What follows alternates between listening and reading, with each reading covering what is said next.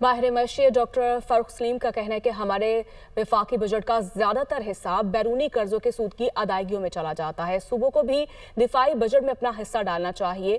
دنیا pod cost میں گفتگو کرتے ہوئے ان کا کہنا تھا کہ گزشتہ برس ہمارا کل دفاعی بجٹ 7.5 ارب ڈالر تھا، جبکہ بھارت کا محض رافیل پروجیکٹ 16 ارب ڈالر کا تھا۔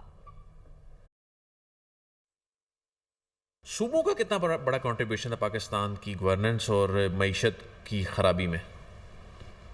دیکھیے، 2 امینڈمنٹس جب تک ہم نہیں لے کے آتے، اس سال 10 یا 11 ہزار ارب روپے وفاقی حکومت نے سود کی مد میں دینا۔ اب وہ جو قرضہ جات لیے گئے تھے وہ اسلام آباد کے اوپر تو خرچ نہیں کیے گئے تھے، سارے پاکستان کے اوپر خرچ کیے گئے تھے۔ جب تک صوبے اس کے اندر کنٹریبیوشن نہیں کریں گے وفاق بجٹ نہیں بن سکتا۔ یہ میرا تخمینہ ہے کہ اس سال 2,500 ارب کے لگ بھگ دفاعی بجٹ آئے گا۔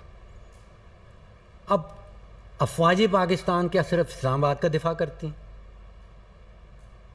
پورے پاکستان کا دفاع کرتی ہیں، اور کنٹریبیوشن صرف فیڈرل بجٹ سے نکالی جاتی ہے۔ ڈاکٹر صاحب، اس وقت کتنی ضرورت ہے پاکستان کو اپنا دفاعی بجٹ بڑھانے کی؟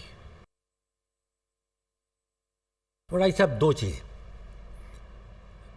اس سال پچھلے سال کا جو بجٹ ہے دفاعی بجٹ وہ 7.5 ارب روپے کا 7.5 ارب ڈالر کا ہے۔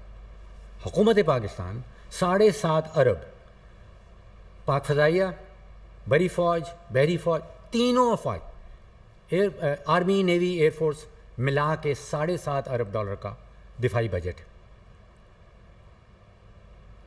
بھارت کا صرف رافیل پروجیکٹ 16 ارب ڈالر کا۔ اب آپ جس کے ساتھ آپ کا مقابلہ ہے، یہاں پہ 7.5 ارب ڈالر ہم ساری فوج کو دے رہے ہیں، اور وہاں پہ ان کا صرف رافیل کا، ایئر فورس کا ایک پروجیکٹ 16 ارب ڈالر کا ہے۔